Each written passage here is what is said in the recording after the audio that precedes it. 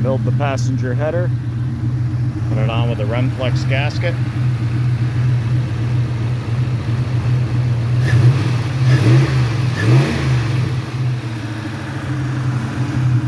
A little valve train noise, but I don't hear the obvious leak that I had before, where I could hear it over the exhaust while driving.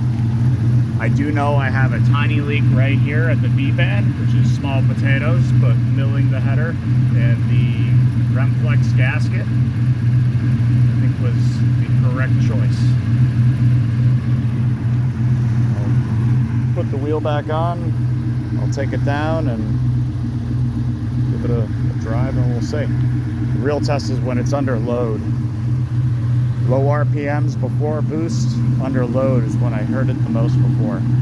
So we'll see. When I milled the header, I got it so I put it on the surface plate. I think it was out only 2.5 thou after that, which is less than a human hair. It was only on one primary I could get 2.5 thou in. So I think it's more than flat enough. Probably flatter than most headers out there, unless you get into competition racing. So there we have it.